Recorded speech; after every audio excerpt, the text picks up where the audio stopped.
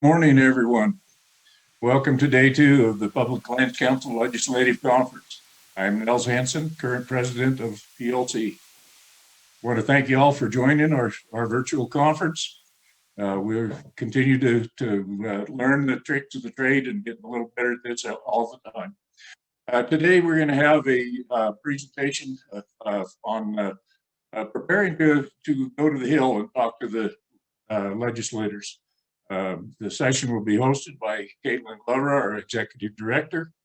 And then we have several meeting greets set up with the several agencies, including the Bureau of Land Management, the U.S. Forest Service, Fish and Wildlife Service, Wildlife Services. Be a chance to meet the staff and have some dialogue. As usual, as always, it would be a lot nicer if we were able to meet them face to face and shake their hands, but this is the best we can do today.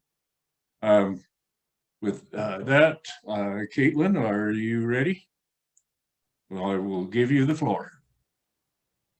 I am, Mr. President. Thank you so much. And good morning to all of you. Thank you for joining us again this morning. As Nell said, we're going to go through a few of the issue discussions this morning, some of the hot topics that are going to be not only important to you, but important to your audience, not only on the Hill, but also in agencies as well.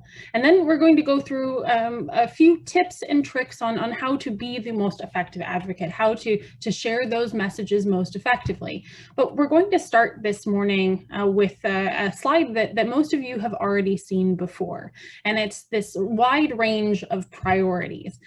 PLC and our policy book is developed by all of you who have pulled together the priorities, the issues, the solutions that you want to see not only implemented in Congress, but also undertaken by the agencies as well. These are wide ranging, from regulatory certainty and regulatory improvements in NEPA, in ESA, in the Migratory Bird Treaty Act, and in other grazing related issues, but also in legislation that's far ranging from immigration to transportation, wildfire, and even tax reform. And all of these things, like we talked about yesterday, are going to continue to be a focus not only of Congress, but of agencies throughout this administration and well into the future. But like we talked about yesterday, everything is going to be through the lens, or at least considering as a factor what this means for the climate. Everything in our conversations, we begin with climate, we begin with sustainability, we begin with these discussions of, if we drop one penny in a well, what are those ripple effects going to be for the climate, for our neighbors, for all of the rest of the people who are involved in some of these discussions? So as we move on, as we understand that as our reality, we still have to deal with those priorities. And so one of the things that is most effective for us and most effective for our members of Congress is to have a succinct list of priorities and to have in those list of priorities a pretty simple description, a pretty straightforward description of what those issues are. Sure, we have big conversations about modernizing the Endangered Species Act, or how best to utilize the Endangered Species Act for species, but for landowners and producers, and for the other regulated communities. But all of that's sort of nebulous. I am a firm believer that jargon like ESA and NEPA and EISs and HMAs, those pieces of jargon, they're literary and they're conversational techniques. They help us recognize when other people have the same level of knowledge that we have, but for some they can be excluding from the conversation. Jargon should never be a reason that your legislator or a potential advocate or a potential partner can't engage in that conversation with you. And so these fact sheets that we've put together on some of the top level issues are intended to take those jargon, those very complicated issues, and our complicated and long held perspectives on those issues, intended to take them to a broader audience. The one that you see in front of you is basically who we are as the Public Lands Council. And now I'm going to spend a little bit of time on this morning because I think it's important. Yesterday, we had a long discussion. We had many presentations by members of Congress. We heard from a couple diverse panels as well, who were both politically diverse, but also diverse in background. And so, you know, this is the kind of community, these are the kind of issues that we deal with on a day-to-day basis. From a 14-state range, we are diverse. We are politically and ecologically and environmentally and economically diverse, but also we have diverse delegations as well. This PLC fact sheet is probably the one that we as staff here spent the most time on in refreshing and developing, because there are a lot of conceptions, especially among new members of Congress and new partners, about who we are as the Public Lands Council and who you are as public lands ranchers. As a baseline, the Public Lands Council is an organization. We are the only organization to spend all of our time here in Washington on representing the rights and interests of public lands ranchers and the lands on which you depend and the lands that you steward. So that means that we're a nonpartisan organization. We're not Republican, we're not Democrat, we don't typically take political positions. We have issue positions. We have direction from all of you for how things should happen in Congress. And sometimes those are politically aligned. But the actions that we take and the members with whom we engage with a broad spectrum, Republicans and Democrats and independents alike. Now, I got a few questions after our session ended yesterday and wanted to spend a little bit of time on this morning for exactly this reason.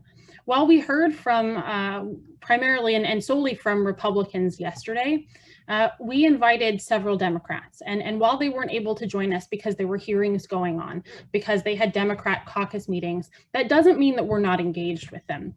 In the very near future, I hope that we have a roundtable either in person or through this Zoom as well. But we're planning to have more opportunities for our PLC members and for producers to engage with diverse delegations. I know you do that on your own, but in order to do that in a way that's visible to everyone, we're going to plan for some additional meetings in that way. We take this nonpartisan position and this nonpartisan identity seriously and have very productive working relationships, not only because of our identity, but also from a functional capacity as well. As we talked about yesterday, I could revisit the slide, but there is a Democrat, a very slim Democrat majority in the House, and there is a Democrat majority with no margin in the Senate. Working with the majority, not only in both chambers of Congress, but also working with the party who's in the White House is functionally necessary and is critical to our long-held sustainability. We'll talk more about sustainability in the traditional sense this morning, but wanted to spend a little bit of time talking about our identity, how we translate that not only in meetings, but in fact sheets. Because as we translate who we are and why we're important and why they should listen to us, to Republicans and Democrats alike, rural and urban audiences, the bottom line is that we need to communicate the value of grazing. This value of grazing one-pager and the benefits that we see across public lands, the protection of multiple use and other things, all of those things are amenable. We know them to be true in ourselves. We live them every day, but all of those things are amenable to other priorities, urban priorities. And it is because we are nonpartisan. It is because we have effective relationships across the board. We have diverse partnerships that we're able to make some progress, not only on using grazing as a management tool, including as a multiple use. We're able to make significant progress in talking about wild horse and burrow management, and we are able to address more comprehensively catastrophic wildfire. Because we are nonpartisan, because we are effective advocates, that makes Congress more effective, and that makes the administration more effective.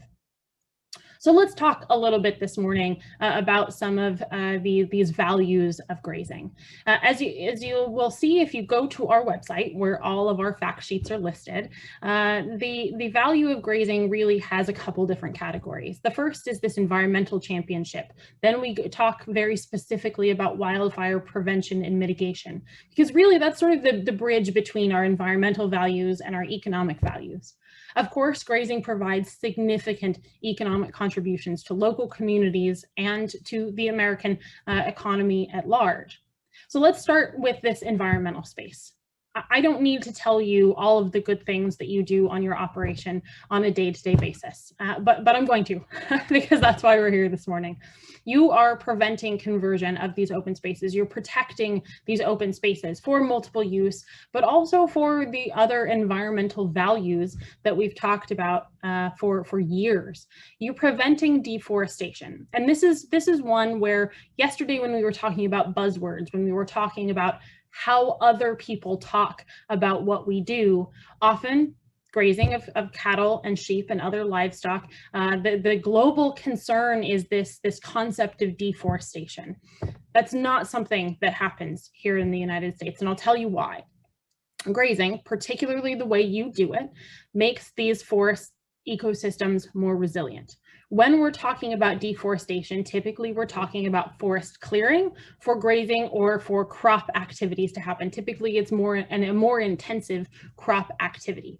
By grazing the public lands, you're preventing another kind of deforestation.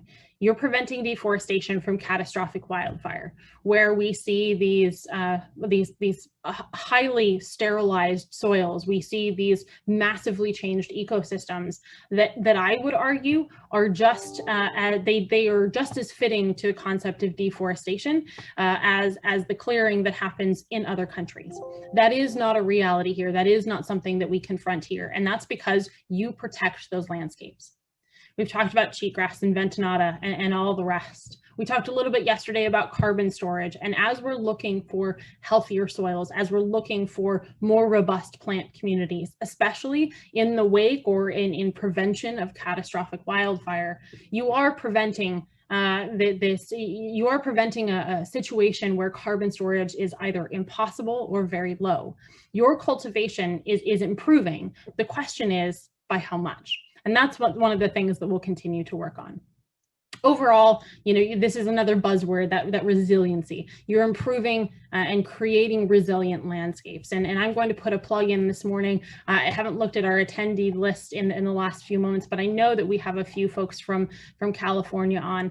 There is a great campaign that's going on, the Resilient California Landscapes, California Resiliency. And I'd encourage you to go take a look, because when we're talking about landscapes that can endure change, that can endure climate or environmental change, that can endure transportation or management change, those resilient landscapes are important. And never is that more important than when we're talking about wildfire prevention and mitigation. I won't spend a lot of time on this morning, but one of the things that we really are talking about is creating a targeted fuel break, a targeted grazing scenario to use grazing as a tool. Yes, the value of grazing is all of the things we know.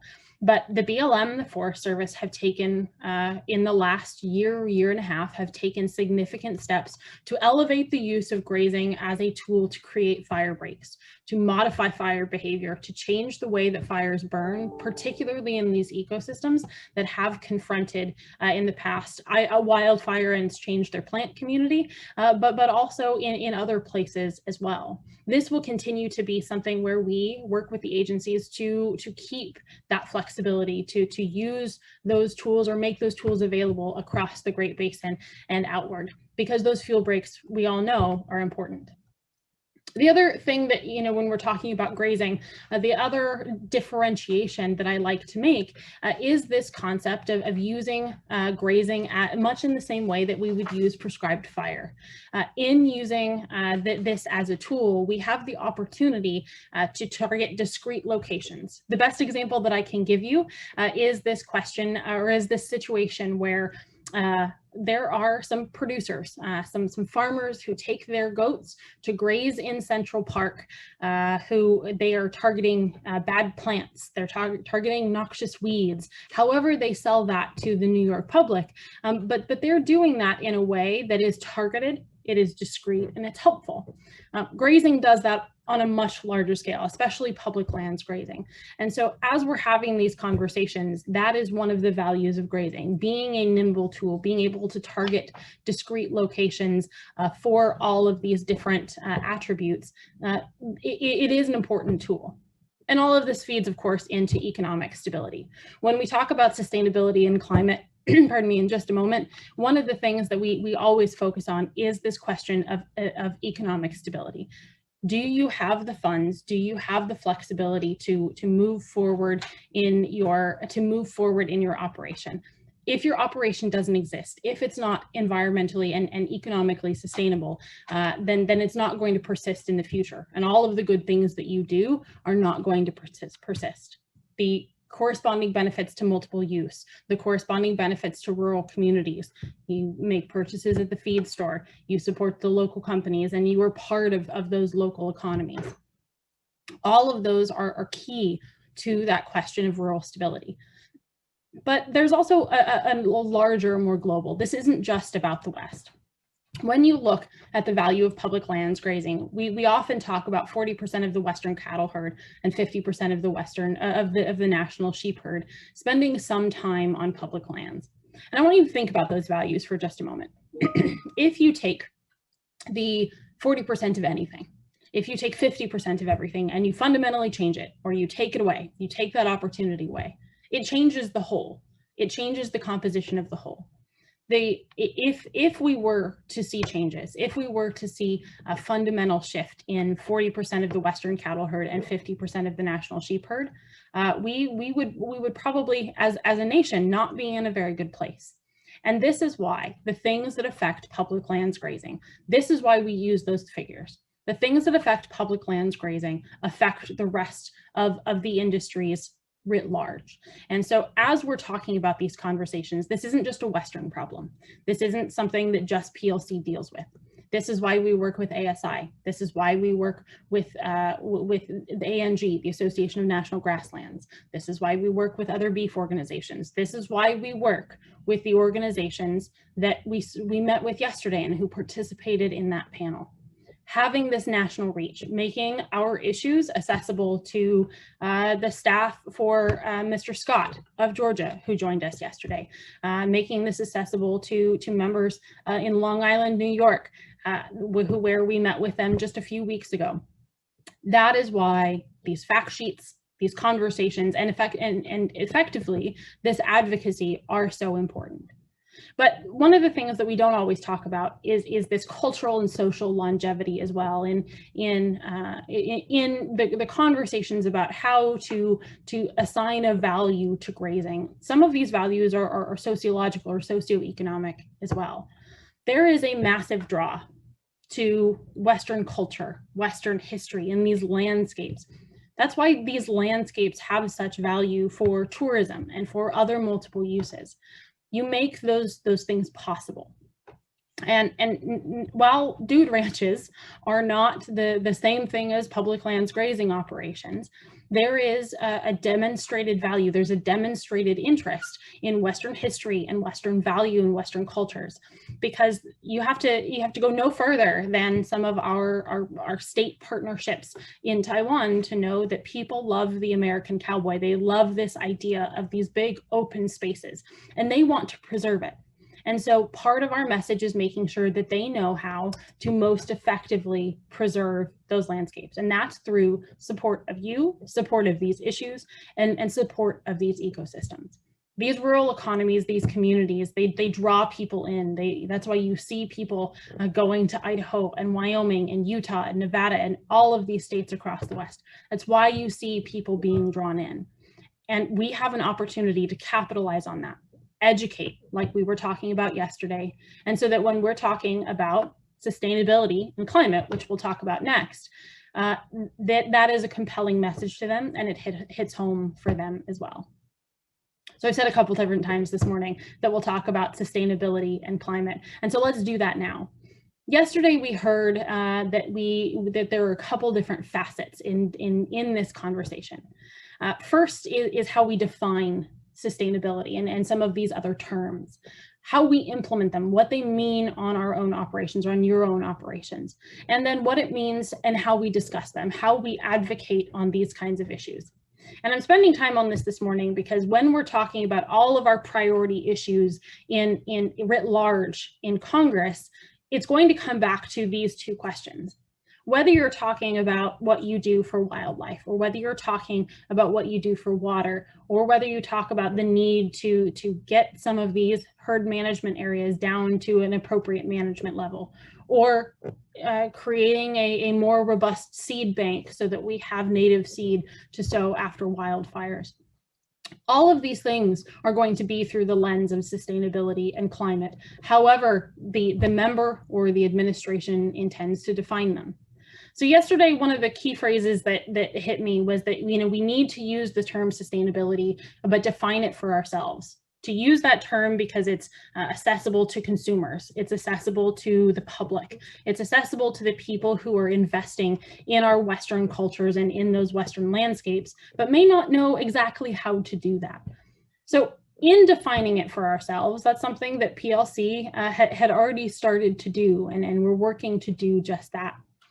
One of the other things that I heard yesterday was that sustainability and all of the focuses of everything that you do means that we're creating a management system that preserves future options, preserves the option to pass along to the next generation, reserves the right to make changes in your operation if that is so warranted. And preserves the opportunity to make different choices, to explore different avenues. Sometimes we call that diversification. Sometimes we call that management flexibility. But really what that means is that we have those options and we're not locked into a single box. Because if there's anything that ecosystems cannot do, and if there's anything that livestock cannot do, it's being locked in a box and be productive and sustainable and healthy. So I told you that PLC has already started this conversation to how we define these issues for ourselves. A few weeks ago, we, not only at the staff level, but we worked with our ecosystem and environment committee leadership, as well as our executive committee, to issue a survey that says, what is sustainability? Are ecosystems and climates and environments all the same thing? Is sustainability something you already do? Do you sequester carbon? There were a series of other questions as well. And I encourage, if you've not already, I encourage you to go and fill out that questionnaire that we have available, because how we define things in our own community is the first step. And then moving outward, looking outward about how we translate what we talk about and how we translate what other people talk about and meet in the middle is where we find that sweet spot, not only for regulation, but also for legislation as well. So when we asked producers, when you responded to what the question of sustainability is, these were some of the responses. They want to keep the ranch alive. That's your economic profitability. Your cattle herd intact. That's your animal husbandry. Again, sort of your economic components, but also your livelihood and your social components as well. And you want to pass those all on to the next generation. That sustaining over future generations, sustaining over time is a really important aspect.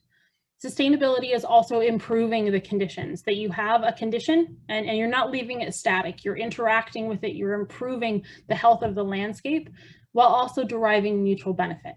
Again, all of the words that were used, all of these definitions are positive, are forward-looking, are forward-thinking, and very mindful that there is a balance because you have to maintain your economic attributes, but also your ecological attributes as well. And this last one is probably my favorite.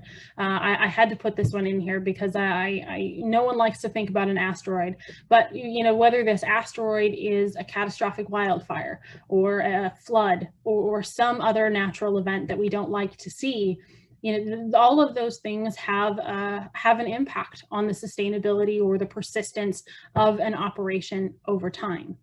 Whether we're talking about economic profitability, when we're talking about your connection to your cattle or your sheep, the investment that you make, your blood, sweat, and tears, your personal investment, all of those things are part of the message. It's how we define the terms, but it's also how we communicate those to others. Whether or not an asteroid hits the Earth is sort of incidental. Maybe not in the long run, but it's sort of incidental here. But having the message that we do all of these things up to and including everything in our control to make sure that we create the most positive atmosphere, that's the message that we share, whether it's on wildlife, whether it's on water, whether it's on wildfire. All of those things come back to these key tenets. So when we're moving through this conversation, there are some additional questions, right? I talked a little bit about that translation, that we are and always have been very good at talking in our own communities. Agriculture, especially public lands ranching, and especially here in Washington, it's a very big town with one long main street. We're very good and we're very adept at talking to ourselves, which again is why I spent a little bit of time this morning on focusing on our nonpartisan mission, our nonpartisan identity. Because whether you're talking to someone here in Washington, D.C. or someone in Washington State, your message has to be effective and meet their needs.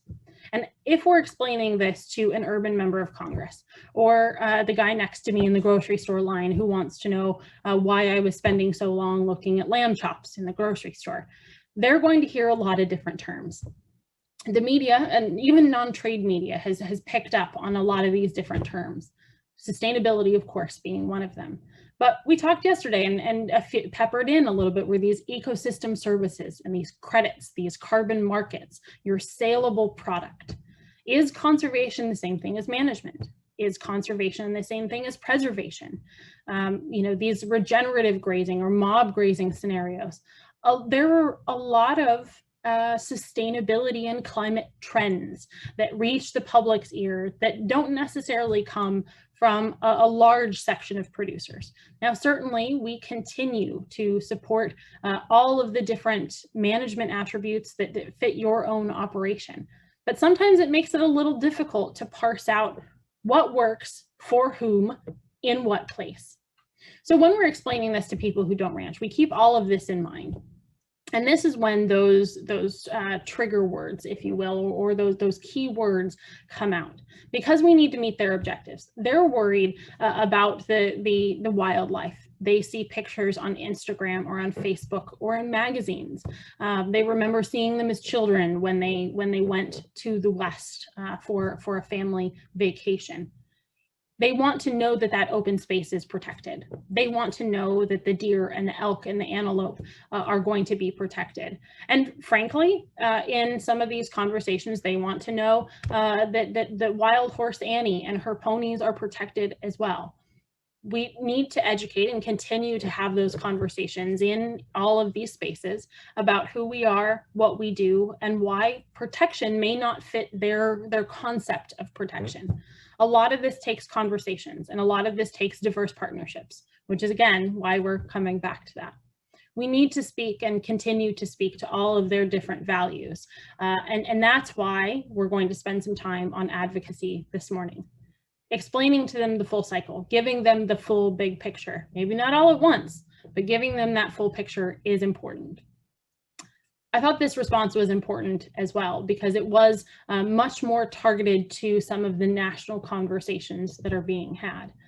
People think about livestock, they think about multiple use in a couple different ways. And so meeting them where they are in the ecosystem services, in the stimulating plant growth. That conversation is important in spring when people here are thinking about what plants they want to have for the summer. Talking about regenerative agriculture, talking about carbon and greenhouse gas emissions, and addressing their fears, pardon me, addressing their concerns where they are. They hear concerns from all around them, but you are the source. You are the source of true information. But understanding and recognizing what some of those pitfalls or what some of those fears may be is incredibly important. So when we're talking about all of these things, when we take all of these issues to the Hill, this is why we need to have a little bit of a conversation. Thought it would be useful to have a conversation when we have cowboy boots on the Hill. When all of you come back to legislative conference, I always, although we had to cancel last year because of COVID, I was always on the receiving end in my Hill office of your legislative fly-in. There were always so many compliments about how friendly and knowledgeable and open and welcoming all of you are. And that's not true of all of the groups who fly in, but that's an incredibly important component of being an effective advocate. Being an open book, being friendly, being happy to be there is incredibly important. And some of that I know is very hard to do over Zoom. I can't see any of you this morning, and I would much rather see you. I can see your names. I can see that Aaron has joined us, and of course, Jim Hellier from Wyoming. I can see that we have some great partners on from the agencies. I can see that we are, again, present across all 4 time zones this morning, but I can't see your faces. I can't see the raised eyebrow or the nod or the smile that you might be giving me at the computer this morning.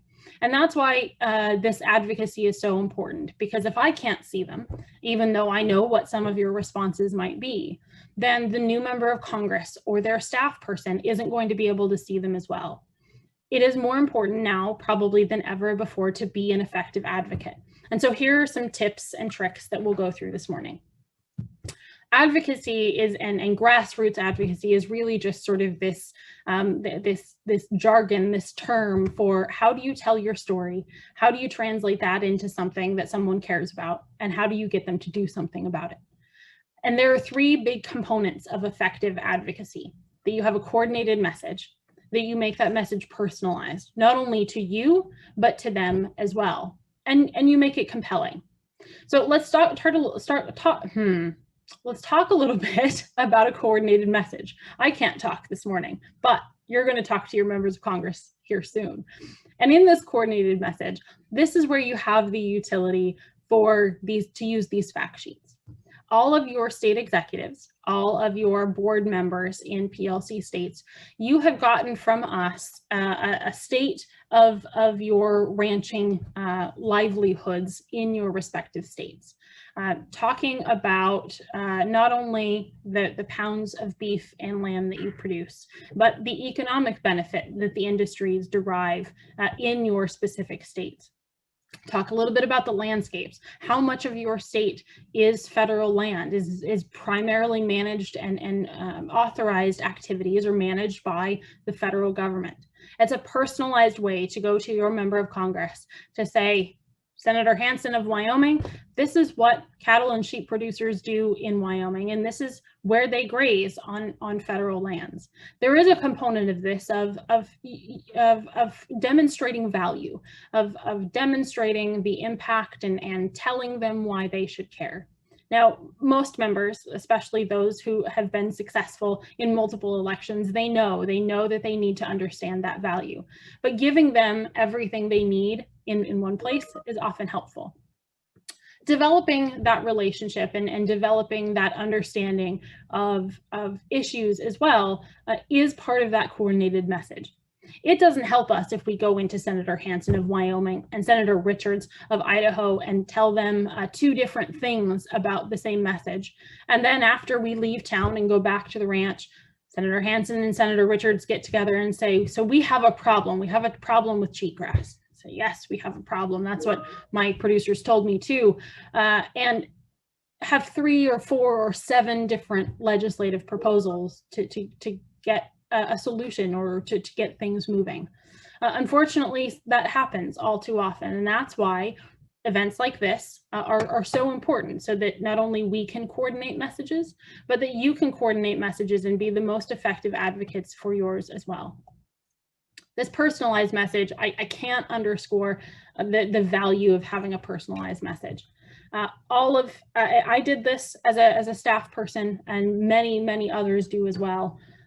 we have an issue. We're considering a legislative issue, and we need to figure out how to make it compelling, make the issue real for people. And that's not real sometimes until it has a face.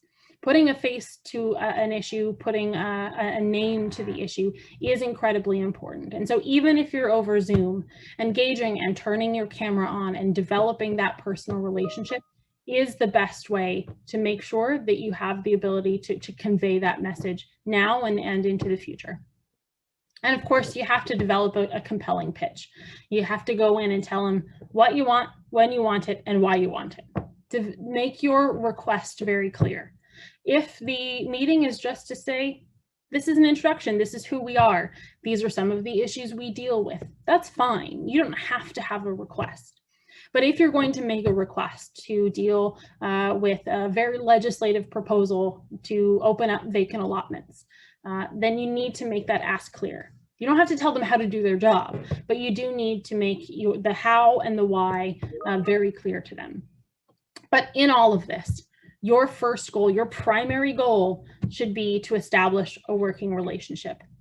I always tell people in my previous position, I worked for a member of Congress. I worked for a senator from Wyoming. And every year after a fly-in, it was toward the end of fly-in season here in the spring, and this group from California, the California loggers, would come in and make a meeting with me, make a meeting appointment, not with my boss, but with me, just so that they could have a conversation with someone who was a member of the Energy and Natural Resources Committee, the committee that affected them, who was going to sit down and listen to them. I couldn't help them on their California issues. They weren't my boss's constituents. But what I could do is I could listen. I established a working relationship with them. And in this current position, later in my previous position, in those later years, and in this current position here, we have had the opportunity to work together, to have those partnerships, those diverse partnerships we were talking about yesterday. That working relationship, that productive relationship is important, because those staff people, those members, they won't always be staff and members. They're going to be in other positions in the future. And so remember that relationship is probably the most important thing. And so when you're trying to figure out how to develop the relationships or how to reach those members in the best way, let's talk a little bit about what an office looks like. So for some of you, you're going to be meeting only with members of your personal delegation. So whether it's a House or Senate member, you're going to have this hierarchy. You have 3 different sides of the office. Mostly you're going to be meeting with your policy staff. Your director is going to be sort of the overseer of a lot of the different legislative activities. Your assistants are not necessarily assistants. They are the policy advisors for each of their specified areas. Each office typically has between 3 or 7 legislative assistants who are supposed to be and intended to be the experts in that specific area for their office. If you call and you say, I'd like a meeting, again, I'm picking on Nels this morning, but I'd like a meeting with Senator Hansen, and I'm going to be there on April 14th. And they say, sorry, Senator Hansen's going to be in a hearing at that time, but we have his legislative assistant, Allie Nelson, who's going to be able to meet with you that day. And you say, well, she's an assistant. I don't want to meet with her. You're missing a massive opportunity. Allie in Senator Hansen's office is going to be the one who is taking direction from him, who is developing the legislative text that could become the next bill and become the next law. So understanding the structure, understanding their roles is incredibly important so that you don't miss an opportunity to develop and deliver your message in the most compelling way. You're probably not going to spend a lot of time with communication staff unless you invite that member out, which we encourage you to do. But knowing your audience is incredibly important. Not represented in this organizational chart is another set of staff as well. This knowing your members' committees is incredibly important, because for some of you, now a member of your delegation is chairing or is a ranking member on a committee or a subcommittee. Some of you might still meet with their personal office staff because they like to keep that long-standing relationship with a single staff person if possible. But some of you might be meeting with members of their committee staff. Committee staff are functioning a little bit differently. They're structured a little bit differently. You're going to have probably a greater depth of expertise in committee staff, and they're going to all be at this legislative assistant level, but they run the portfolio. They are the primary staff expert in the Senate for that portfolio, for the leadership of that committee. Making best use of their time, but also managing expectations that they have a full Senate or a full House to consider is necessary as well. Your message might be delivered a little bit differently if you're talking to a brand new legislative assistant or to the committee expert at that time. But really, your message should be consistent, and you should be able to answer their questions. Without question, all of you are the experts in what you do, so answering questions is not a bother to you. But understanding what their response is likely to be to your questions is important as well. As a former staff person, I caught a lot of flack for how I responded to proposals, to those asks we talked about, because even though that legislative assistant or that person on committee staff is really the expert in that office, they still don't have an election certificate. They are not the ones who were elected to Congress, and they still have a hierarchy that they have to run proposals through and get approval from in order to move things forward. I'm biased, and I know that, and my perspective is that a lot of these members of Congress really should and do empower their staff to say, this is the issue. I am your expert on this issue, Senator Hansen, and therefore you should introduce this bill. And Senator Hansen will review, take in all the rest of the recommendations and make a response. But it is at that level that decision is made. So if you're meeting with a staff person, either in person or over Zoom, and they say, I'm going to have to run that up the chain, or I'm going to have to do some more digging. We want to be helpful, and we want to get you some help here, but they don't have a final answer at that point in time. Don't be discouraged, because if they run it up the chain, if they get that approval and they come back to you, that's a yes.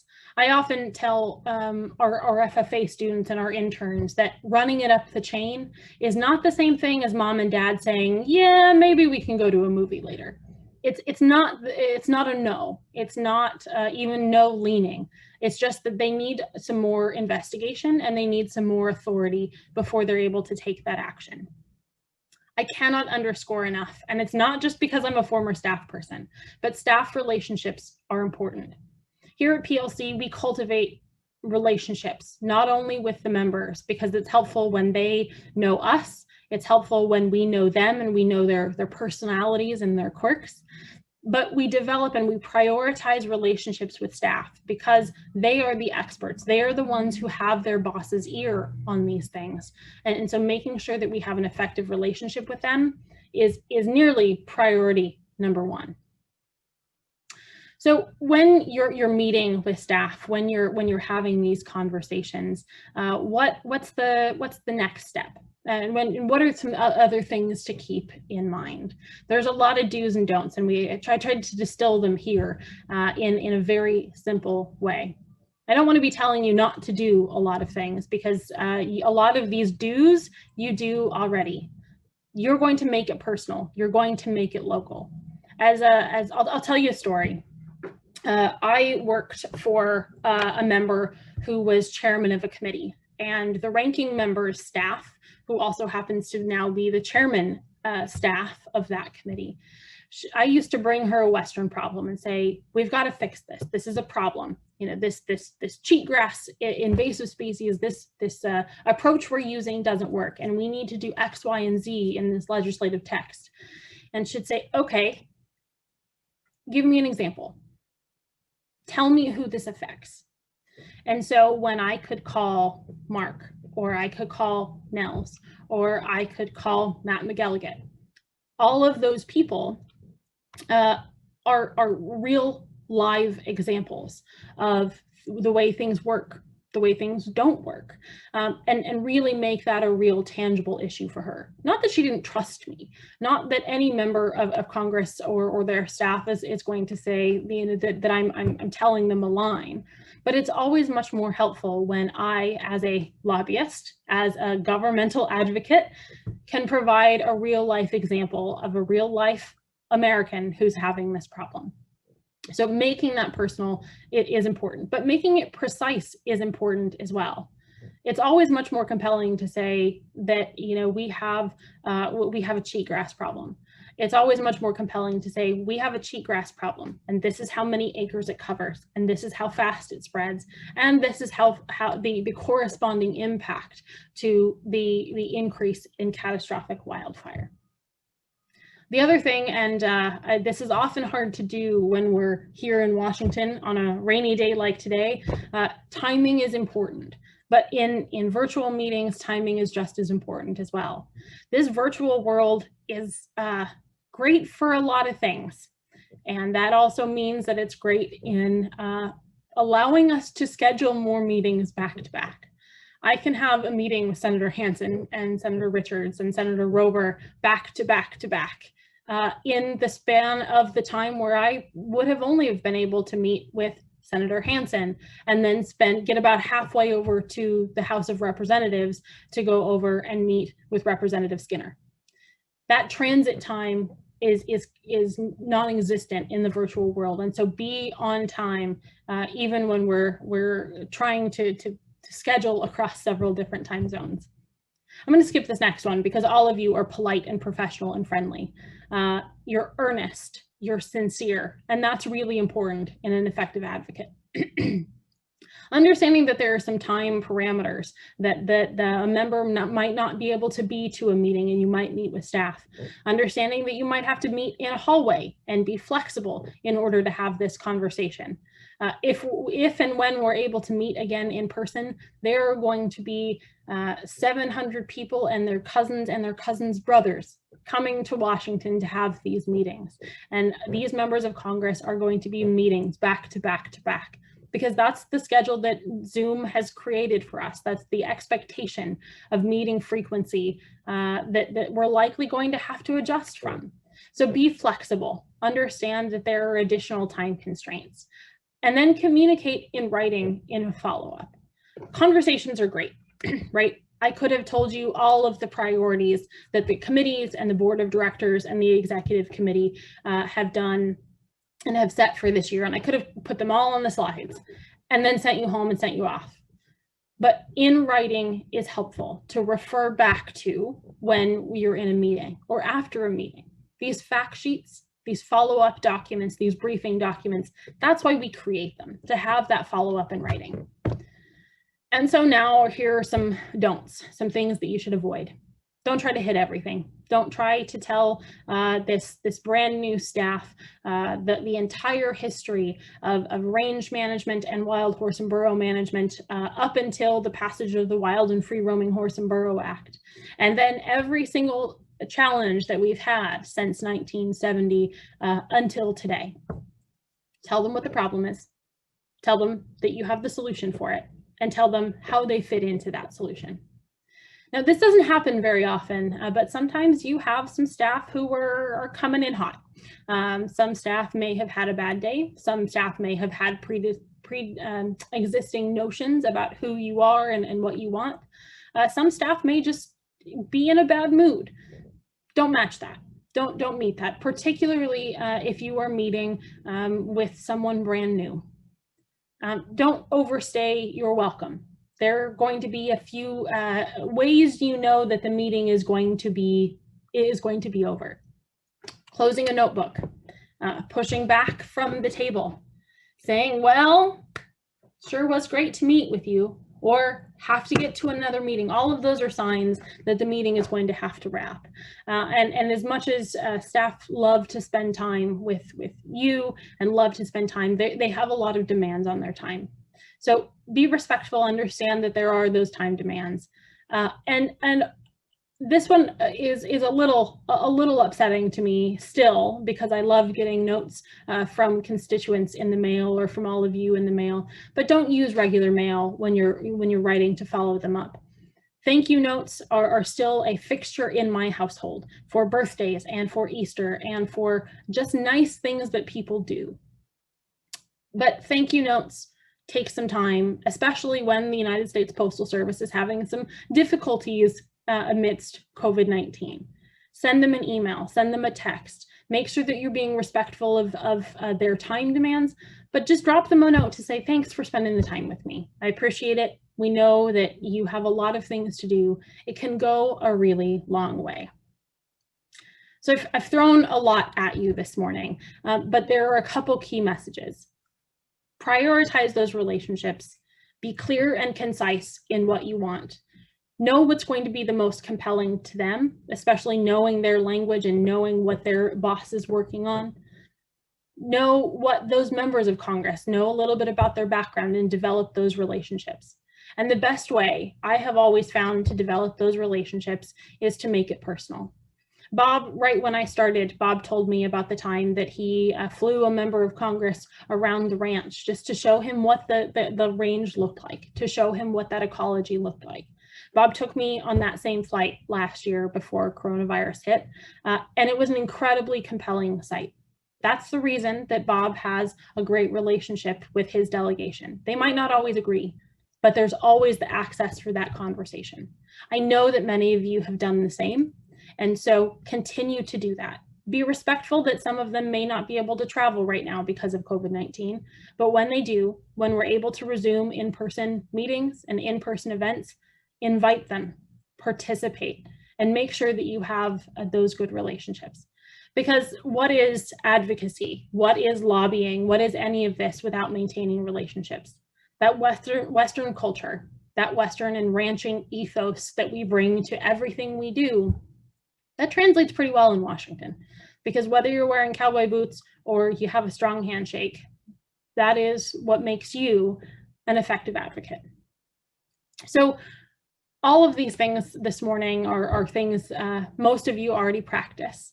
We went over some of these things this morning because we have new advocates. We have new people who were able to attend legislative conference who may not have been able to attend before because it was in person, because it was a couple thousand miles away from the ranch, and because, like so many of you, they need someone to feed, or they're still calving, or they're getting ready to brand.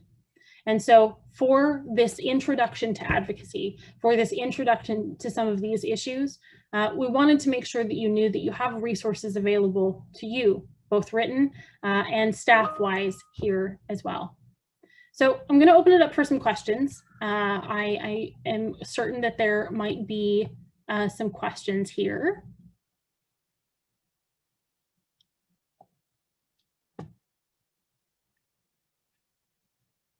One of the things I think that is probably, and maybe I didn't talk about this much this morning, but it is this concept of questions. In developing relationships, one of the most effective ways to develop a relationship with someone is to learn about them. So as you're talking to staff, as you're talking to members of Congress, learning their background is great. I think probably, I worked for the Wyoming delegation. So again, I'm going to pick on Nels. I don't know if Jim Magagna has joined us this morning, but Jim as well. Every time they would come in to see my former boss, they would ask me how my cow dog was doing. That kind of memory, that kind of value of the relationship is important. Those California loggers who came in, they always remembered that I really liked the book that they had given me about the Sierra Nevadas and the fire profile there. I see here in the chat we have from Bonnie Brown. Her advice is that visits aren't storytelling hour, and you're exactly right, Bonnie. That's an important point here. When you go into a meeting, you have a limited time frame, usually, because things are going to be very, very busy. And so if you go into a meeting and you tell them about either the history of an issue, or you tell them the long history of how your ranch got started, where your livestock came from, how you approach breeding, you're going to use a lot of that time and not communicate what you came here to do. And if whether you're spending time trying to figure out why your computer is not logging into Zoom effectively, or you're traveling out here to Washington to convey that message, making sure that you get the big stuff in first. You come in with the ask, you make it compelling, you make it personal. And at the end of the day, when you develop those relationships, those staff, those members, those agency professionals, and those non-governmental partners, they're going to want to know about you. They're going to want to hear those stories. And so you will have that opportunity, but maybe don't lead with the story hour. Are there any additional questions here or any additional comments?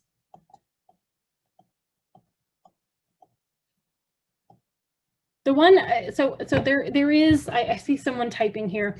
The one last thing, someone asked me the other morning, and it was actually a new staff member for a member of the delegation who I have an existing relationship with that staff member from a previous position, and they are now staffing someone who is not from their home state. It's a new geography, it's a new situation for them, but thankfully this is a public lands council state where we have members, we have affiliates, and so giving them a little bit of background about their new professional home is a great way to build that relationship. And that staff person, on a completely unrelated note, asked me, whether what was the best meeting I had, and then the most uncomfortable meeting that I had as a staff person. And so I started with the best meeting, and I actually used the California loggers as an example. It was one of my favorite meetings, my non-constituent meetings every year, simply because these guys were just so nice, and they just wanted to tell their story. They just wanted to talk about their priorities, and they just wanted to be heard. They were respectful of the time. They wanted to know how they could be helpful. They wanted to offer follow-up resources, and that was incredibly helpful. Stood in stark contrast to some meetings where it was very clear that members in other meetings were not as familiar with office structure, were not as familiar with the authority and with the expertise invested in staff. I have been ignored. I have been told that I should just listen because I could learn something. I have been berated because my answer wasn't what someone wanted to hear. Comments have been made about my age and my expertise.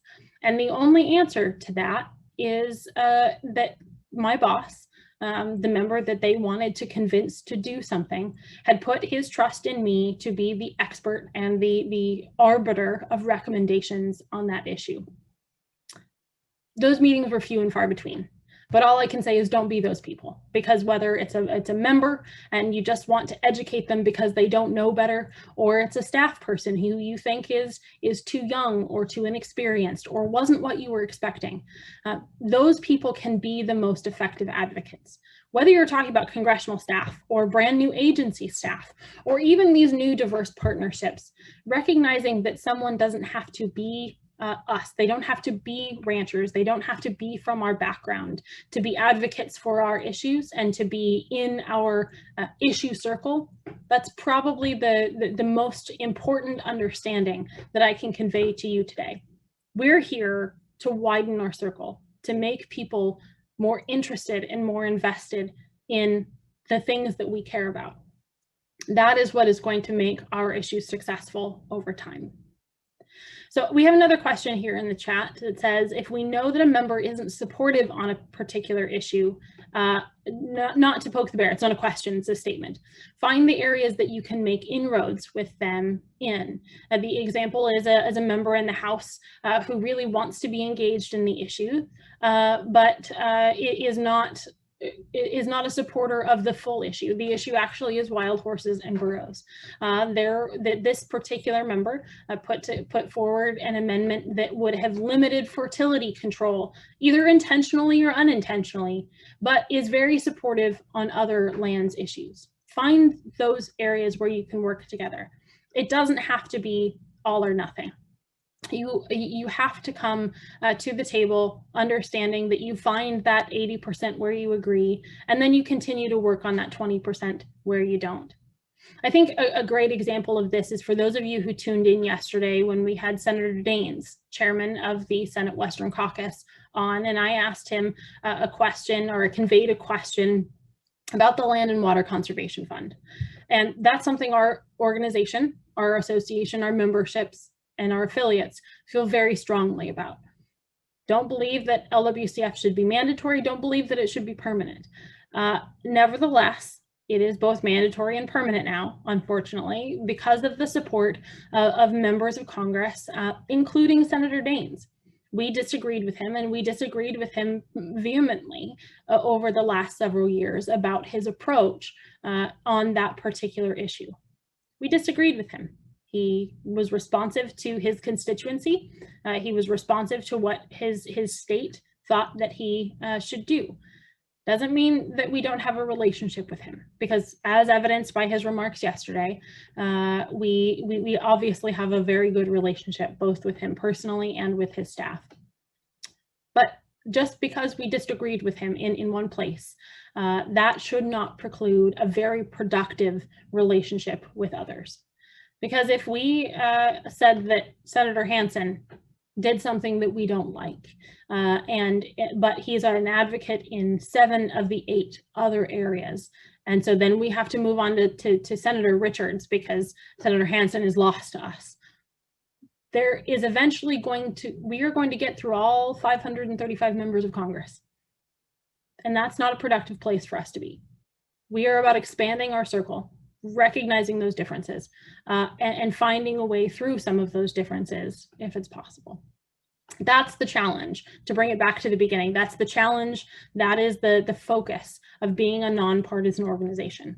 There are plenty of things where we disagree, and Congress spends a lot of time talking about things where they disagree, but there are a lot of areas where we can make progress, because American people, public lands ranchers, the public consumers, all of us have very specific and universal needs. Public lands ranchers provide those values from grazing, provide clean air, protect clean water, prevent deforestation, provide a high quality, an immensely high quality protein product and wool product. And that's the message. That is the core of everything that we do.